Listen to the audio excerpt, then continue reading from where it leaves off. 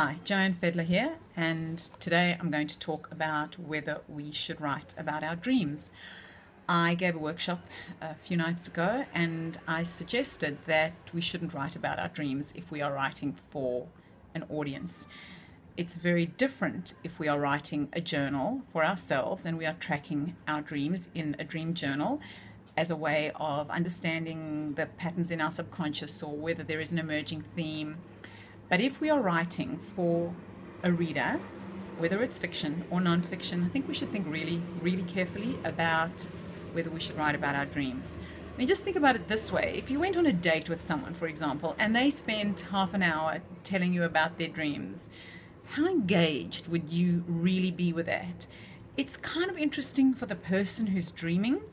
And it's kind of interesting if we're really trying to understand how the subconscious works and whether it has a kind of overflow into our lives. And if you're writing a book about that, maybe it would be worthwhile writing a little bit about your dreams. And it's not to say that I've never written about my dreams. I have written in one of my books, I wrote about a particular dream.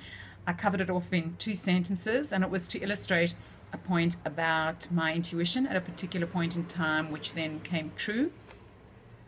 On the whole, I would suggest think very, very carefully about whether writing about your dream is serving the story. Think about the fact that somebody has to read this, that you are trying to engage somebody's attention, and whether that dream is going to be sufficiently interesting to somebody to keep them reading. Because remember, the first rule about writing is to emotionally engage the reader and to make them care. Dreams can become a little bit self-absorbed. It's a little bit about who we are in this world, what's going on in our subconscious, and trying to understand it, of course, is interesting. But I'm not completely convinced that it's very interesting to someone else. I think my patience with somebody else's dreams wouldn't last very, very long. So when making a decision about whether to write about a dream, think carefully about why you want to write about it, how you're going to write about it, and how you're going to ensure that your reader stays emotionally engaged with following the patterns of your subconscious or your character's subconscious. Of course, if your story is about a character who has dreams and these dreams, have an overflow into their lives, then that is kind of interesting, right?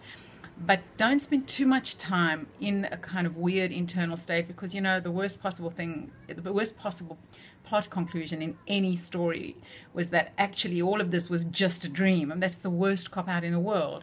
So of course, because in dreams anything can happen, it's a tricky business.